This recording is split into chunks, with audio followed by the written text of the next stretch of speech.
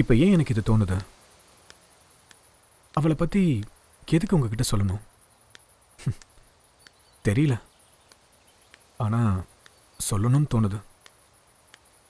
சரி, என்னோட பேரு பிரின்ஸ்.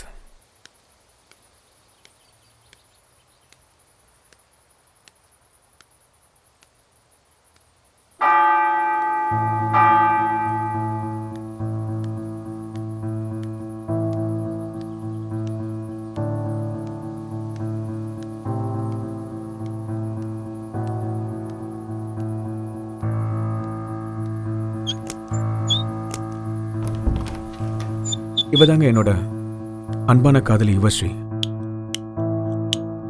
இவளோட இருந்த நாட்களை இப்பவும் நினைக்கும் போது என் கண்ணுல இருந்து கண்ணீர் தான் வருது.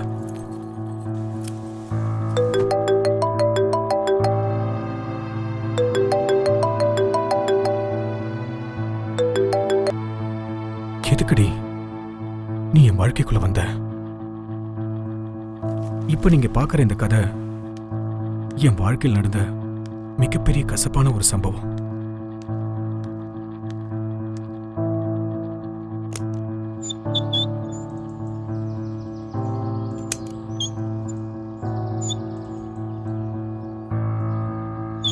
என்ன மேடம் ஃபோன் பண்ணா எடுக்க மாட்டீங்களா?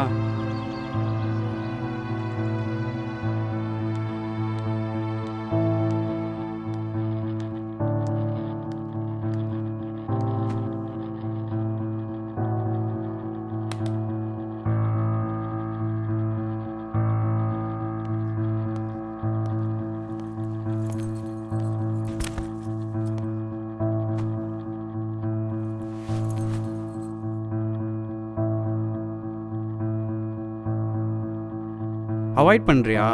நேற்று ஏதோ கோவத்தில் கத்திட்டேன், அதுக்கு போய். பிடிச்ச பொண்ணுக்காக பசங்க இறங்கி வருவாங்க. ஆனா இந்த பொண்ணுங்க இருக்காங்களே, இப்படித்தான் தட்டி விடுவாங்க. என் யுவஸ்ரீயும் அப்படித்தான். பப்ளிக் பிளேஸில் நான் உங்ககிட்ட அப்படி பிஹேவ் பண்ணியிருக்கூடாது தான். C, it's not my mistake. நான் உங்ககிட்ட என்ன சொன்னேன்? என் ஃப்ரெண்ட்ஸ் எல்லாம் வராங்க, அவங்க கேர்ள் ஃப்ரெண்ட்ஸோடு வராங்கன்னு சொன்னேன். ஸோ நல்லா ட்ரெஸ் பண்ணிட்டு வர சொன்னேன். ஆனால் நீ என்ன பண்ண?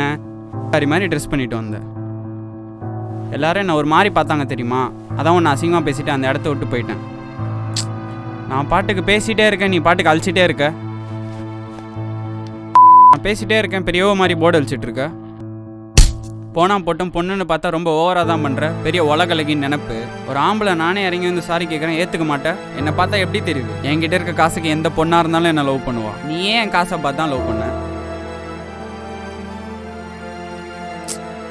பொண்ணுங்க காசுக்காக தான் பழகுறாங்கன்னு நம்மள மாதிரி பசங்க இப்போவும் நினைக்கிறாங்க. ஆனா பொண்ணுங்களுக்கு அவங்களோட மனசையும் எண்ணத்தையும் மதிக்கிற பசங்களை தான் பிடிக்கும்னு நம்மள மாதிரி பசங்களுக்கு தெரிய மாட்டேங்குது. அதனாலதான் இப்ப என் யுவஸ்ரீயை நான் இழந்திருக்கேன். நீங்க எல்லாரும் நினைக்கலாம் நான் என் காதல தோத்துட்டேன்னு. நான் தோத்தது அவகிட்ட.